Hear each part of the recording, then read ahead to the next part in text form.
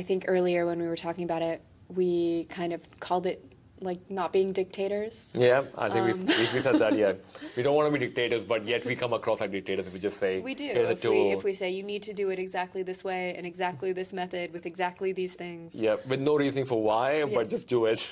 Developers should not be only getting feedback on whether or not something is compliant when they go to deploy. So you need to provide developers feedback much earlier in the cycle so that they can have more productivity in knowing whether or not what they're developing is compliant and whether or not their configuration is compliant.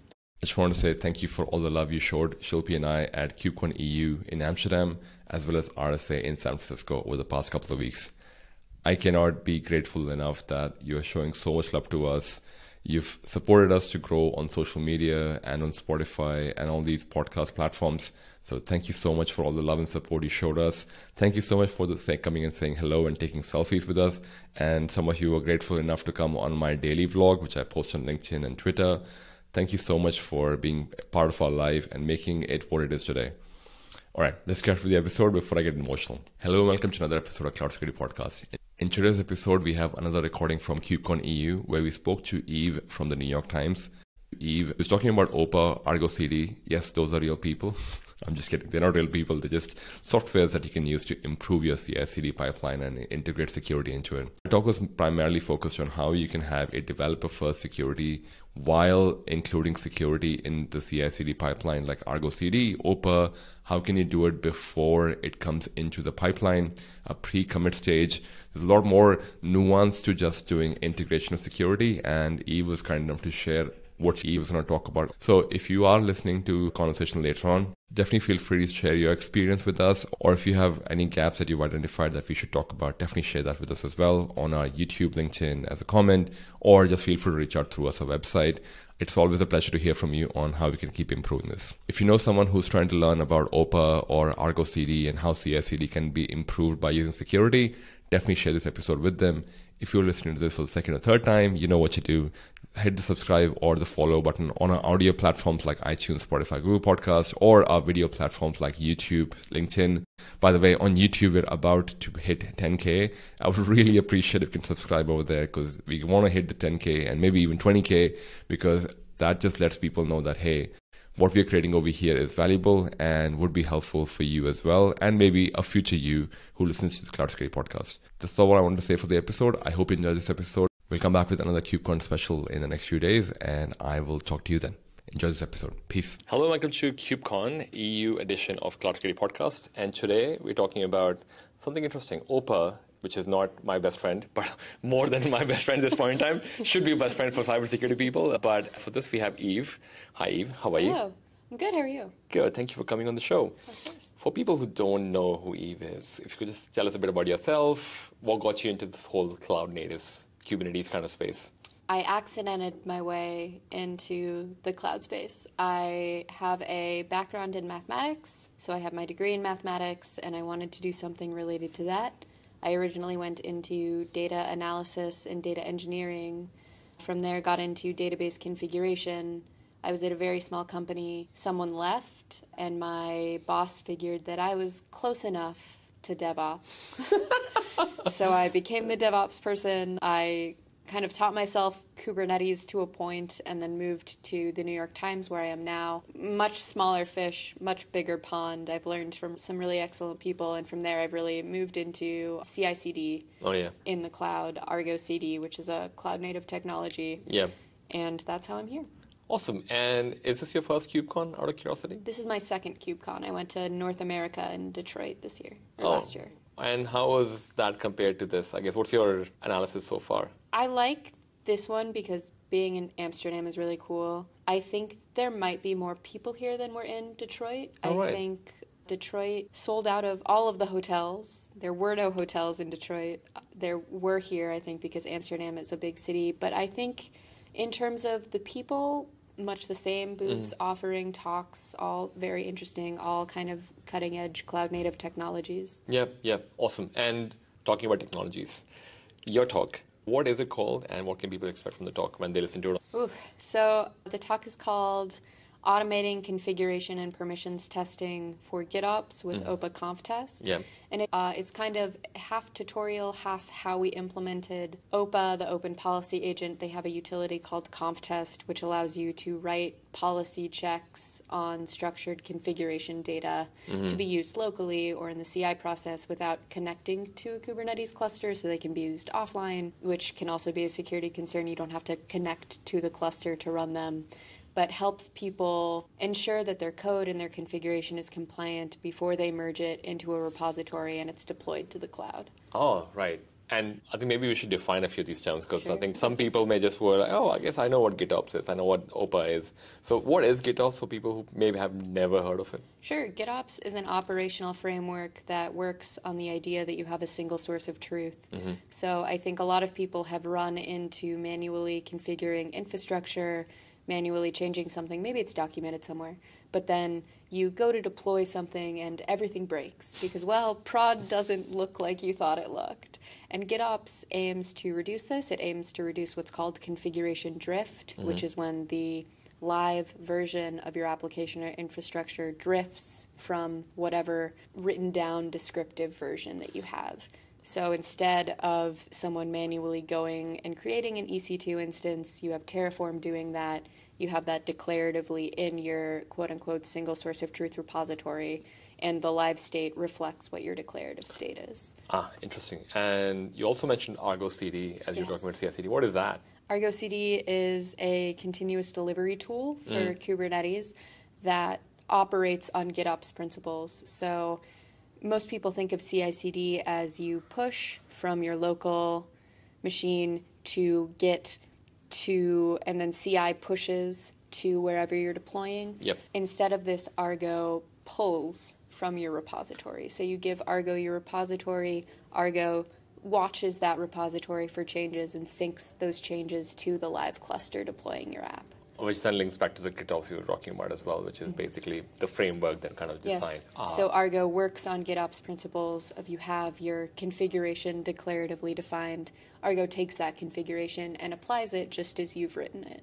Oh, and you mentioned OPA as well. Yes. What is OPA? OPA is the Open Policy Agent, Yep. which is a policy engine that aims to kind of unite policy across the cloud native stack. Right, and I think to put all of this together, you also spoke about the development platform that you guys have Yes. at the moment. Why do you need a development platform? So the internal developer platform at the NYTimes is fairly new. It's been in progress for a couple of years. I've been very lucky that I've been there kind of from implementation to nice. we just went GA. Nice. So I've gotten to be part of a lot of discussions, a lot of actual development, which has been very cool. But so we have a lot of feature teams at the NYTimes who are making things. Yep. Like cooking, games, you might be familiar with Wordle. Oh, yeah? All of these teams deploy in different ways. We have all these kinds of different infrastructures and architectures. Some teams have multiple Kubernetes clusters. We're on multiple cloud providers, and this just became too much overhead. There were too many teams doing it in too many different ways for us to really keep a handle on how teams were doing it and secure how they were doing it. And so the internal developer platform kind of arose out of this infrastructure sprawl issue. Okay. And we consolidated into 3 shared Kubernetes clusters, a dev, a stage, and a prod. And teams now deploy to isolated spaces on those clusters that are called tenants. They get isolated resources, they get an isolated space. They can't access any other spaces. But that was kind of the drive behind it, that consolidation of how people deployed, where they deployed, and it gives us a lot more opportunity to manage what they're doing, to secure what they're doing, and Yep. keep our systems secure. Actually, it's an interesting one because a lot of people, and I always feel with development, because I think you kind of talk about it in your talk as well, the concern that people have is the whole shared infrastructure. It's automatically thought of as a killer for developer productivity. Yeah. And it's almost like, wait, so I can't deploy myself, I have to go through this, whatever, the random thing that you created, blah, blah.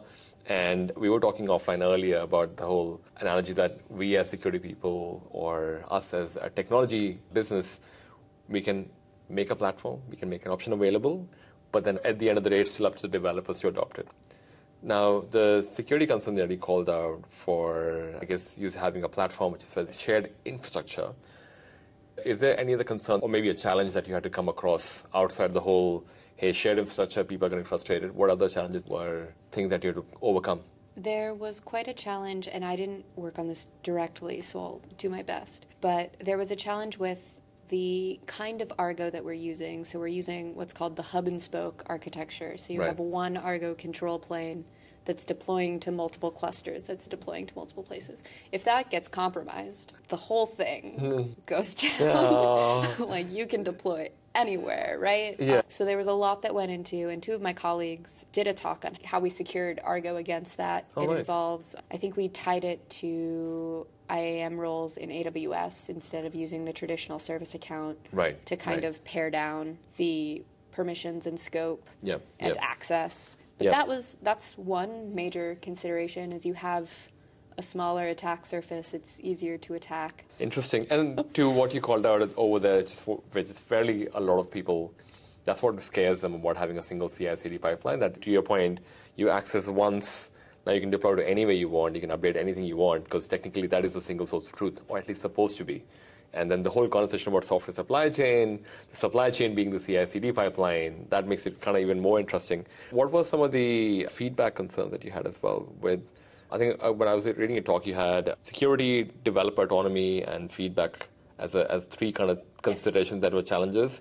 What was the feedback part over there, and why was it important? So when you're using a shared infrastructure and teams are no longer kind of deciding to deploy however they'd like, that can really decrease their productivity because they have to figure out how to deploy, but it can also impact their autonomy because they no longer get to deploy however they like. They have a lot less freedom.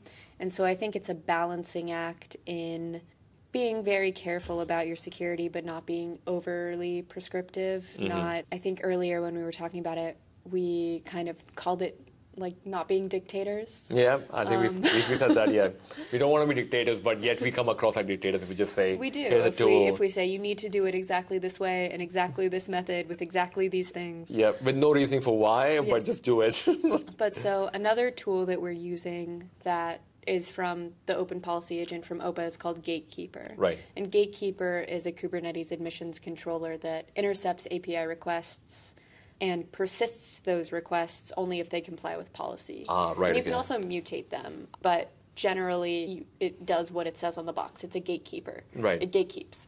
And so developers should not be only getting feedback on whether or not something is compliant when they go to deploy. Because if you think earlier I mentioned configuration drift being something that GitOps aims to limit. If you merge something into your main branch, into that single source of truth repository, and it can't be deployed, then your live application state has drifted from your declarative configuration state. And that also is configuration drift.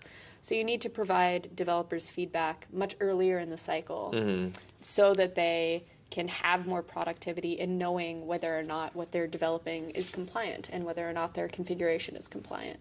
Yeah, and because you mentioned another OPA component, because I guess I love this, and I would love for people who are watching an audience and who are listening in to kind of answer this question in their mind. When is the ideal time for developers to begin getting feedback in GitOps operational framework? The options were 6, during the PR or pull request process before merge to a main branch, during automated testing in a CI process, after merge during sync process, while developing locally, after any user or stakeholder testing, as frequently as possible throughout the development lifecycle. Now, I'll let people who are listening and watching maybe take a couple of seconds, maybe answer it in a comment or maybe in a Spotify question as well. But what were the two options which are the right ones in this? It's a trick question, so I apologize to the audience because the last option is, of course, kind of an all-of-the-above answer, which is true. You should be getting feedback continuously. But when you think about when to begin getting feedback, it really needs to be locally, which is option 4. Wow, remember, for option 4, and so DNF is what you went for, Yes, you should be offering developers, feature developers, local feedback. As soon as they start developing, before they've even pushed any code, they should have access to those tools. Whether or not they use them You can lead a developer to the tools. You can't necessarily force a developer to use the tools until you can. Yep. Until you can one day. We'll get there. At some point in the process, you can. But developing locally, you largely can't. Yep. And to your point then, where would OPA fit into all of this? Because to what you called out, when I hear local feedback, I'm thinking, oh, there's something on my laptop which would tell me, or is it at commit? Like, at what point is it? It's local. On your... Like an agent on my laptop kind of thing? No, like a command line interface. I think we have a CLI for our IDP that we can kind of wrap it into. But you can also pull Conftest policies from a URL. You can pull it from a protocol like Git. I have that in my talk that people can just, if they have the Conftest CLI installed. You can also sign them. You can package policies into bundles. You can sign those bundles, and you can put them on a registry where they can be pulled down. So there are a lot of different options to get developers access, and depending on how you do it, OPA supports mechanisms to kind of fetch updates so you don't have to continuously pull down or change policies. Interesting. And I'm just thinking of the workflow of how would this work, because you mentioned Conftest as well. What is that? Conftest is the offering from the Open Policy Agent that allows for testing like locally or in the CI process. It's what the talk is mainly about. So the Open Policy Agent is a general purpose policy enforcement across the cloud native stack, and then they have utilities such as Conftest, which is for testing your structured configuration data, or Gatekeeper, which is the admissions controller for Kubernetes. All right, okay, so to your point, I guess the way I see this and the way I come from is, if we have a set of policies defined, because I'm thinking people who are listening to this or watching this, they're going, okay, sounds like OPA, Gatekeeper, OPA Conftest sounds fairly simple enough. I should just go and download or try using it. Would I be correct in saying that they should have a base policy in mind already before they kind of walk down the path of OPA or Conftest and Gatekeeper and all that? Or does it come with a pre-existing set? They have a pretty wide array of examples. The examples are fairly bare bones-ish. I think for Conftest, they have examples for a bunch of different frameworks, including Kubernetes, but their Kubernetes examples are like only allow deployments and services. So those can give you a good idea of where to get started. I think it is a good idea to have in mind what kind of policies you want to put into place. Right. And depending, you can use it for a lot more than just configuration testing. You can use it for authorization checks. I think Miro uses it. The whiteboarding app uses it fairly frequently as checks to see if people are allowed to access boards, and they do that in the moment. So every time you do anything, create a sticky note, they're checking OPA to see if something has changed and if you're still allowed to access that board. I can't really tell you more details about that, but I think it's really cool. It's very, very versatile. How we're using it is really checks on configuration. So for example, we might check that the name of your application, if it's suffixed with, staging, we're going to check that you're deploying to the staging cluster and you're not deploying to the prod cluster. And that's more of a administrative thing than security or policy. We also use it for security with policies that are kind of passed down from principal engineers or security groups. But it's a good idea to have some basic idea of how you would like to implement it in mind. Yep. And to your point, it sounds like basic hygiene. It doesn't really sound security as well, because to your point, also the fact that if I'm deploying in development, it should go into development. There's nothing security about it. It just literally... Yeah, just like silly mistakes. Yeah. I mean, making sure that's important is an easy... And where I'm coming from is the fact that what we use the example that which I call it our dictator way of doing security is the fact that if we are able to at least put forward things that are obvious, it doesn't have to be security. It's just basically calling out, hey, maybe we're just doing this check, especially when you're introducing something new for the first time to developers, because I think that's kind of where a lot of people question, sounds great, but it doesn't work for me. Yeah. And I think I would love to hear in terms of, as you kind of are going through the process, a couple of years of working on this, what's the thinking behind making this more accessible for developers? Because you mentioned there's already, the step one is, hey, get quicker feedback loop. There's already a CLI tool that you have for people to just use in their command line when they do a commit. Are there other things along the way in that CI/CD pipeline that they can do, or is that the first? Because I imagine you can just have multiple entry points into CI/CD pipeline, right? Yeah, well, we started with just having Conftest as a CI check for the repositories that were related to our Argo CD app. So on the repository that we used to install Argo CD, we had it for kind of silly mistakes for my team, for the CICD team, to make sure we weren't checking in things that we shouldn't have been checking in, or to make sure that we had the names correct. Of course. We didn't have typos in that way. And then from there, we kind of moved on to governance of the repositories that manage Argo projects, which projects are kind of spaces that host applications, and then applications. Those are in two separate repositories where they're grouped. And we wanted to take a hands-off approach because we didn't want to seem like dictators. Of course. Our IDP, it automatically creates configuration files. And those configuration files, we didn't necessarily want someone on our team to have to go over them with a fine-tooth comb every single time that one came in, because that would be a pretty fast bottleneck. Yeah, yeah. There are only so many of us on the CICD team compared to so many engineers at the New York Times. So we set up this policies code for whether or not people are onboarding more manually and creating these CRDs by themselves, in which case the policies code acts as kind of guardrails. To be like, nope, keep almost there. You need this. You need to include this part. Interesting. And also the checks that I've already mentioned, like, is it being deployed to the correct cluster? Is it being deployed from a source that we trust and allow? Or are you trying to deploy some random GitHub repository? Are you trying to, set up a Minecraft server? And I think from there, we've moved toward creating and writing policy to a point where that automatically created or generated configuration can be automatically merged in, because we are sure that if it passes these tests, it's a minimal amount of compliance. We use a different tool for schema validation, which is called Kubeconform. But from a policy standpoint, we can kind of take a hands-off approach and allow developers to deploy and take this kind of trust but verify stance to their deployment by being like, well, we know that it complies with these basic minimal things. Yeah, and which anything other than that would be just complex and probably application related anyway. So someone does need to look at it with a finer comb. If there are going to be new policies, we can communicate those policies with this by setting up warnings instead of failures. Oh, yeah. So if we're going to change something in the future, we can have it flagged in the CI pipeline or wherever they're getting their output locally that just says, like, hey, just so you know, this policy is going to go into place and this won't be allowed anymore. Change it.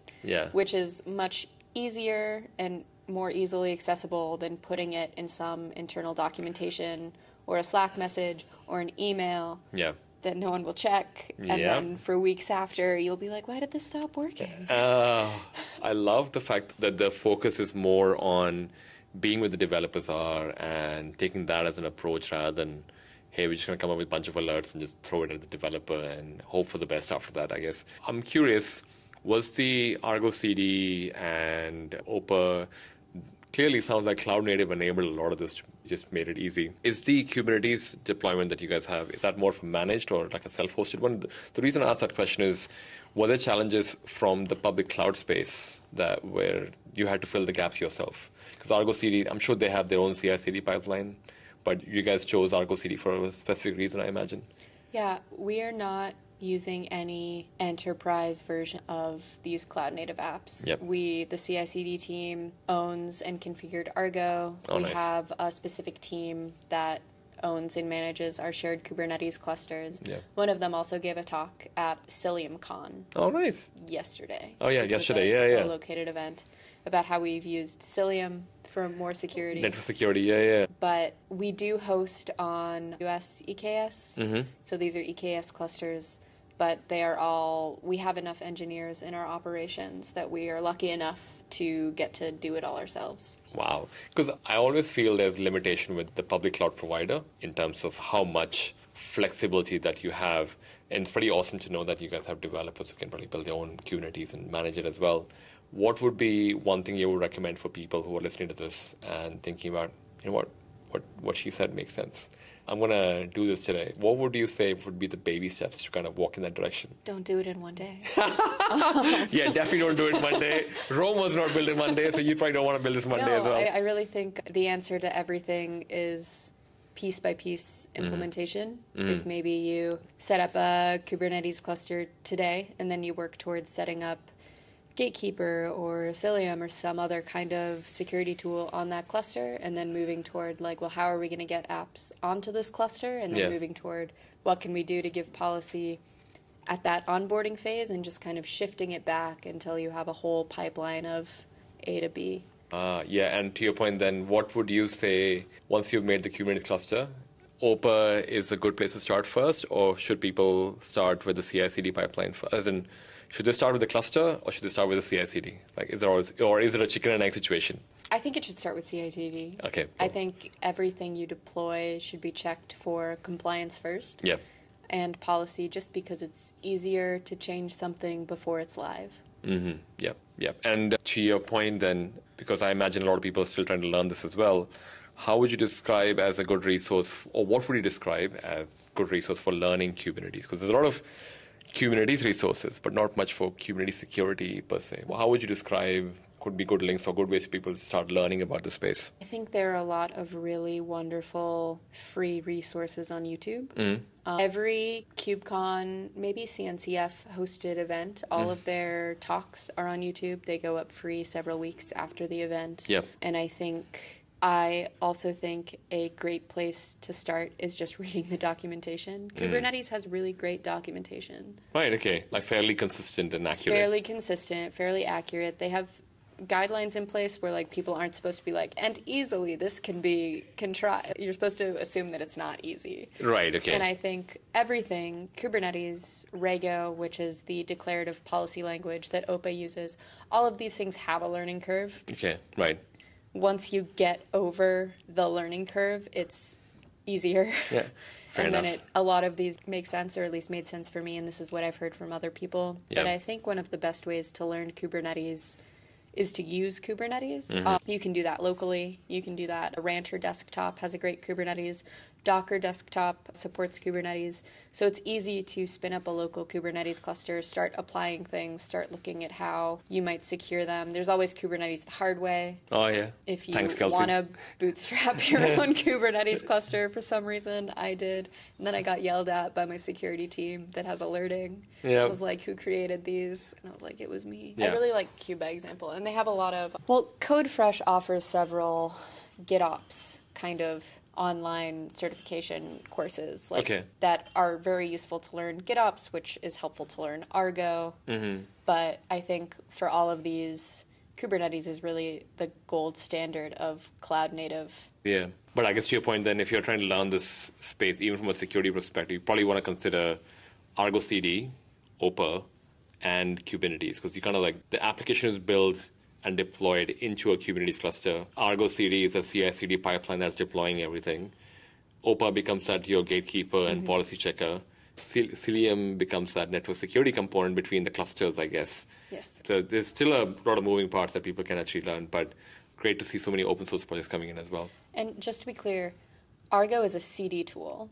Okay, not a CI. Not a CI tool. Good to know, and yeah. as a CI person, Yeah. I think it's very important that those are two different things. And testing is still very, very important. I would not recommend anyone just jump straight to using CD. Yeah. Have CI in place, but true CD is very, very cool. Yeah.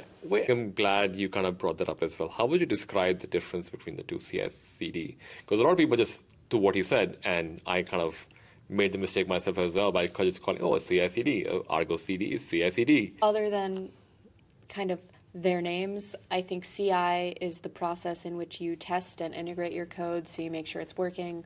A lot of people use CI as CD, so they'll have their testing suite, and then at the end, they'll build an image in that, and they'll say, hey, CI, if all of these tests pass, deploy this image. Run this like kubectl apply f command. Yeah. I think where the break is after testing, after building your artifact, after putting it somewhere in a registry in ECR, then you have a CD tool that actually deploys it. So those two things can be separate, and I think CI is more of a push feature. You push code, it triggers CI. CD, true CD, in the way of Argo and GitOps and this kind of operational framework, is a pulling feature. It syncs your repository, it looks at it, but you're not ever really telling Argo, all right, go deploy this. It's saying like, oh, you've given me things to deploy. I'm going to deploy them now. Which is kind of what cloud native should be, event-based rather than, I think that's what they call it, rather than just the traditional old school of me running a batch script to just have everything just, is it there? Is it there? Is it there? Or I mean, which is not to knock bash scripts. No, definitely not. Yeah, they're definitely great. I've written plenty of them. But to your point, it sounds a bit like, hey, wait, why am I waiting for this? Like, not that it's a real person on the other end of the bash script, but you can kind of feel bad. Oh, yeah, a bash script can just run when the change happens instead of just consistently driving the processor to just keep running this. Yes. So from a memory utilization, all of that perspective, performance perspective, it definitely goes a long way. That was kind of like also the end of the question that I had as well. Where can people find you to have more information about this world of Argo CD and OPA, and how can maybe they take this further in their organization? Where can they get in touch with you? Get in touch with me on LinkedIn. I'm Ben Ezra there. You can also get in touch with me on TikTok. I have a TikTok account, which is Help Me Exit VI. And I make really terrible Kubernetes jokes there. We should follow you. Follow her on TikTok. Cool. Awesome. Now, thank you for sharing that. Yeah, I'm looking forward to having more conversations about this in the future as well. Thank you so much for coming on the show. Thank you. Thank you. Thanks, everyone. When you're developing an app, security might be treated as an afterthought. With functionality requirements and tight deadlines, it's easy to accidentally write vulnerable code or use a vulnerable dependency. But Sneak can help you secure your code in real time, so you don't need to slow down to build securely. Develop fast, stay secure. Good developer. Sneak.